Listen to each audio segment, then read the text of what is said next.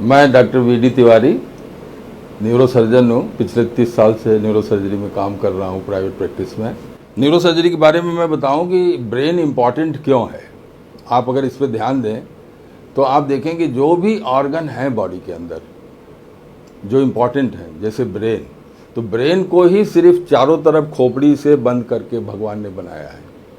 उसके बाद जो दूसरी इम्पॉर्टेंट चीज़ है वो है हार्ट और लंग। उसको देखिए फर्रियों से बनाया है, 12 रिब्स हैं, और पेट के अंदर लीवर है, स्प्लीन है, तो वो एकदम खुला हुआ है।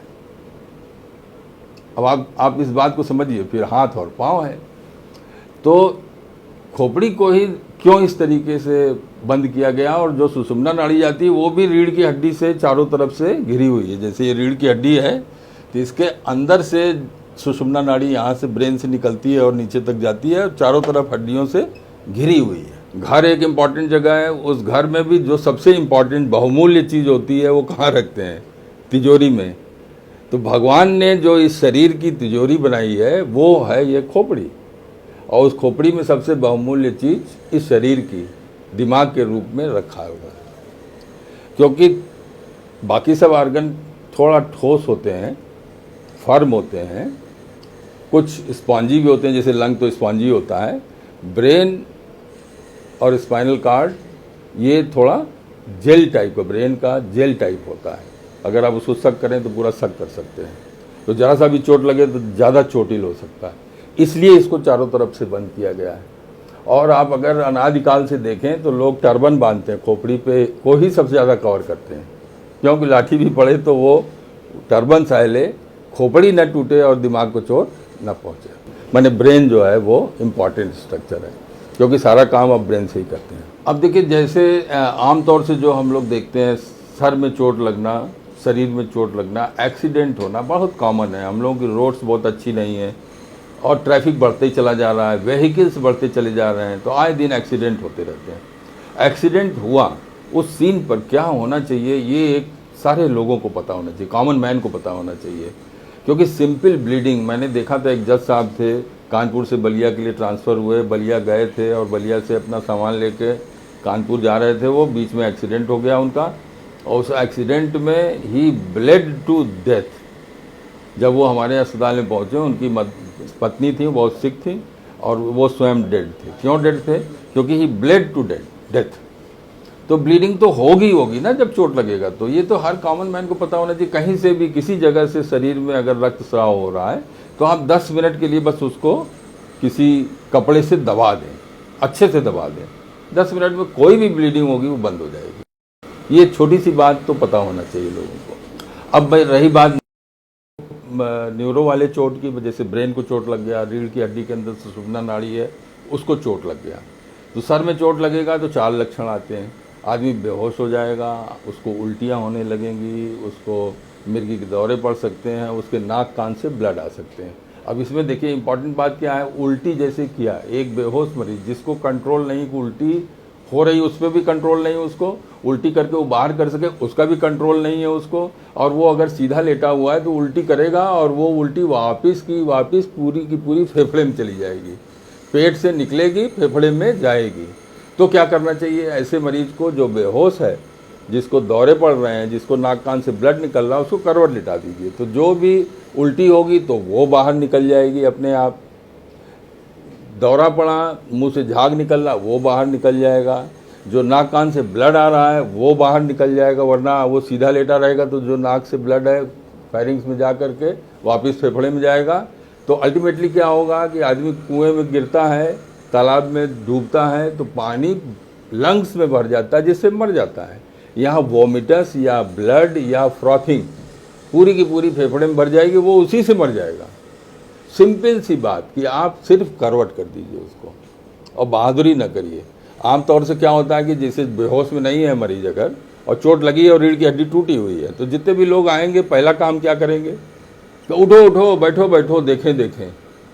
मालूम पड़ा गर्दन की हड्डी टूटी है या रीढ़ की हड्डी कहीं पे भी टूटी हुई है, और आपने बैठा दिया, तो जो हड्डी टूट के ऐसे पड़ी हुई है, जब बैठाया आपने तो ऐसे हो गई, उसके अंदर जो नस है, सुषुम्ना नाड़ी है, वो चोटिल हो गई, हाथ पांव गया। ये बड़ी इंपॉर्टेंट बात है, ये सबको पता होना चाहिए, क्योंकि आदमी जो है एक उल्टा वृक्ष है। क्योंकि इसका जड़ अगर किसी से सिमिली दी जा सकती है तो पेड़ की सिमिली आदमी से दी जा सकती है। पेड़ का जड़ नीचे है, जड़ को काट दीजिए पेड़ खत्म, उसका तना वना काट दीजिए तो वो विकलांग हो जाएगा। उसी तरीके से गर्दन काट दीजिए तो आदमी खत्म। रीढ़ गर्दन की हड्डी टूटी हुई है और आपने उसको बैठवा दिया, चारों हाथ पांव खत्म, या डेथ हो गई। जैसे फांसी दी जाती है तो यहाँ की हड्डी जो है वो सांस चलने के, दिल चलने के सेंटर को ही चोटिल करती है, जिससे सांस बंद हो जाती है। तो ये जड़ है, बाकी ये सब शाखाएं हैं, धड़ है। तो ये इस तरीके से समझना चाहिए कि हमें नर्वस सिस्टम को बचाना है हर हाल में, और बची हुई हालत में अस्पताल तक पहुंचाना है। तो इसलिए ट्रांसपोर्टेशन का भी बहुत इम्पोर्टेंट है।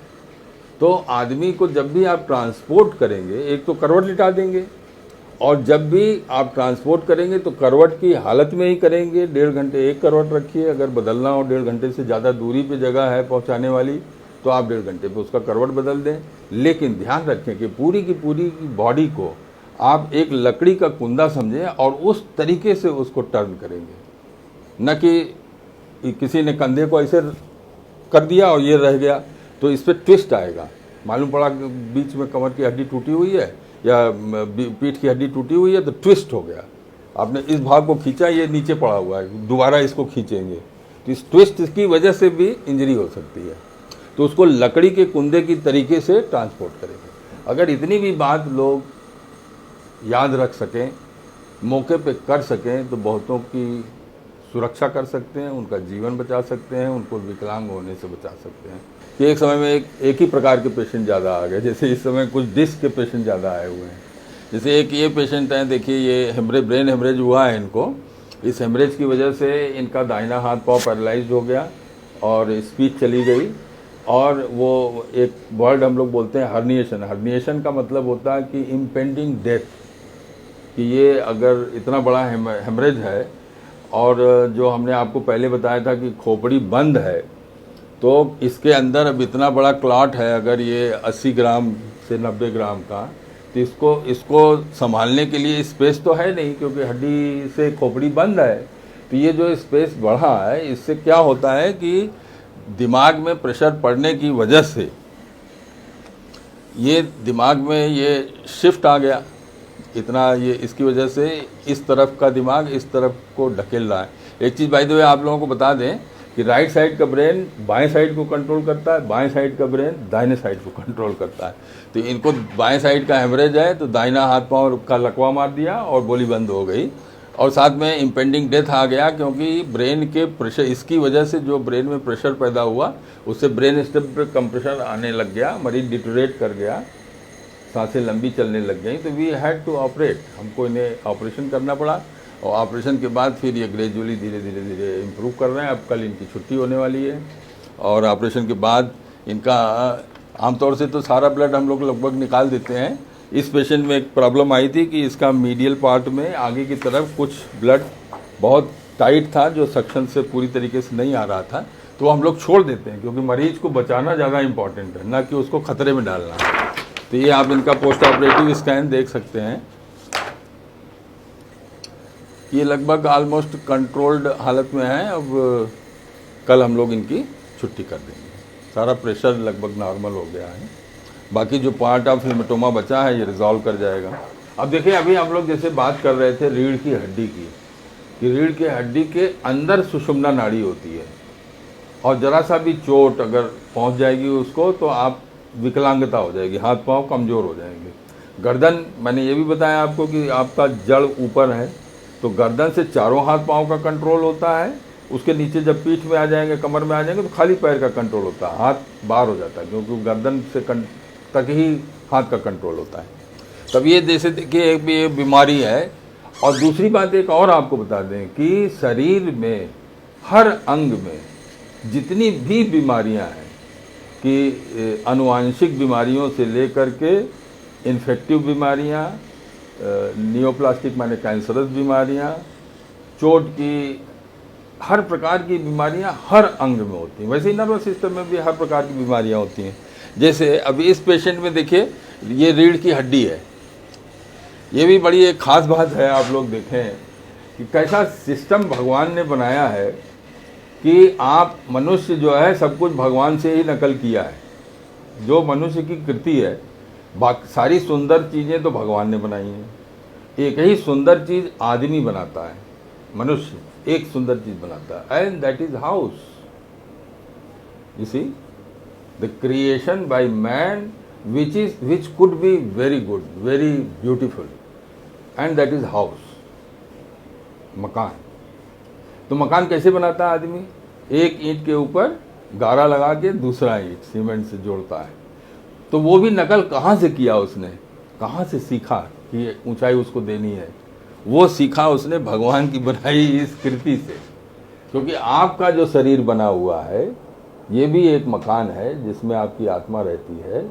इस शरीर को बनाने के लिए भगवान ने एक एक ईंट से आपको बनाया है, जिसको रीढ़ की हड्डी कहते हैं।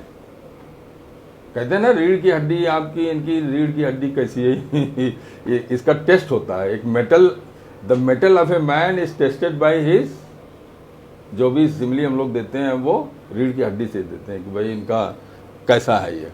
तो ये देखिए रीढ़ की हड्डी है जो एक एक ईंट से बनी है। एक ईंट के ऊपर दूसरी ईंट एकदम रखी हुई है और दोनों को जोड़ने वाला ये डिस्क बोलते हैं इसको हम लोग। तो ये डिस्क कभी कभी बीमार भी हो जाती है, डिजनरेटिव हो जाती है, इसमें भी तरह तरह की बीमारियां हो जाती हैं। जैसे इस पेशेंट को बीमारी गर्दन की हड्डी में, ये देखिए पूरी की पूरी एक ईंट को ये बीमारी खा गई। ये पॉट स्पाइन है, टीबी की बीमारी है रीढ़ की हड्डी की, और टीबी की वजह से एक ईंट खा गई, दूसरी को खा रही है, और जो मवाद बना है उससे ये सुषुम्ना नाड़ी है हड्डी के बीच में, ये ब्रेन से निकल के ये सुषुम्ना नाड़ी नीचे उतर रही है। ये देख रहे हैं ना, रेल रोड पूरा एक रोड की तरीके से, बीच में डामर वाली काली सड़क है, अगल बगल ये पटरी है सफ़ेद रंग की जो आप देख रहे हैं। ये पानी है जो इसको सुरक्षित रखने के लिए है, जो सफ़ेद दिखाई पड़ रहा है। बीच में सुषुम्ना नाड़ी है, और यहाँ पे देखिए यहाँ तक सुषुम्ना नाड़ी ठीक है, इसके ऊपर यहाँ ठीक है, लेकिन यहाँ पे सुषुम्ना नाड़ी आप नहीं देख पा रहे हैं क्योंकि वो इस बीमारी से दबी हुई है। अब इसका हम लोग इलाज करेंगे। अब इस मरीज को कोई कहे कि गर्दन में दर्द है, जहाँ नाव बैठा दे, तो जहाँ वो बैठाएगा तहाँ चारों हाथ पांव जाएगा। तो ये सब चीज़ें नहीं करनी चाहिए। तो इसके सर्जरी कर देंगे हम लोग, यहाँ पे नई हड्डी जोड़ देंगे, यहाँ से लेकर के यहाँ तक एक प्लेट से उसको सुरक्षित कर देंगे, तो इस मरीज को जल्दी बैठा सकते हैं। और जो इसकी वजह से अभी चारों हाथ पांव में कमजोरी है, ऑपरेशन के बाद वो चीज़ ठीक हो जाएगी।